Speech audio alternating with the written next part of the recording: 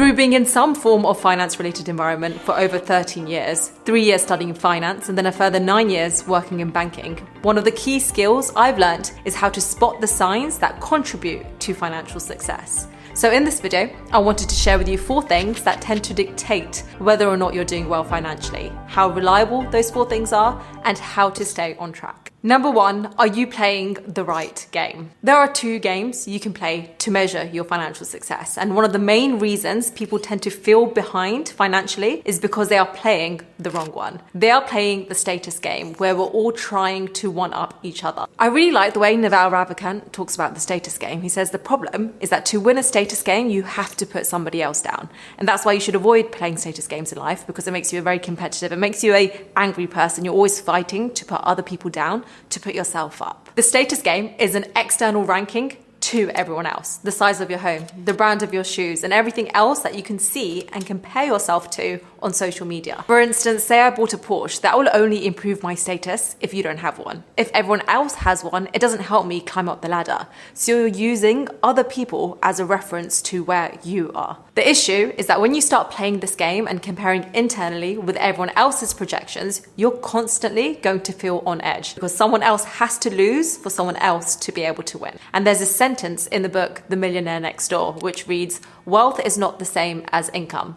If you make a good income each year and spend it all, you're not getting wealthier, you are just living high." That leads me to the second game you can play, which is the wealth game. This isn't about what everyone else can see, but instead it's about what's going on behind the scenes. It's the money in the bank that is being invested into assets. It's the business that you're trying to build on the side. It's the money that you're spending on self-development. It's all the things that have a positive ROI and that can ultimately buy you freedom and buy you the power to live life on your own terms. The key is to make sure your evaluation of financial success isn't based on the status game. Once you wrap your head around that, you will realize you're doing far better than you think you are financially, because the status game is only like a movie trailer. It shows you the best bits and leaves the rest out. That leads me to the second point, which is how much should you be earning? One way to know where you stand financially is by looking at the average wages. And according to the ONS, the average annual salary in the UK is £27,756. And the average salary nationwide in the US, according to Forbes,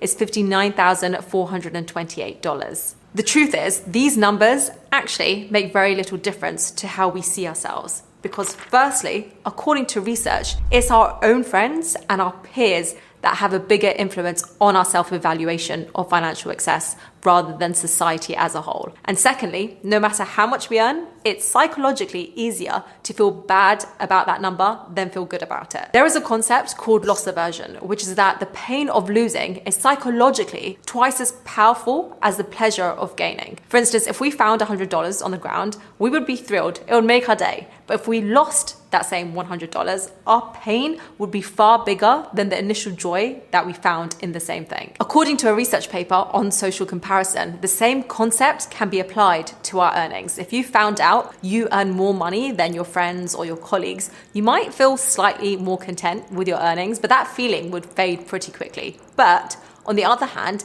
if you found out you're earning less money than them, that would have a way bigger impact on your happiness levels and you'd feel a lot less satisfied with how much you're making. We can be outperforming 99% of the people around us, but if there's even one person in our circle who appears to be doing better, it can make us question our own success.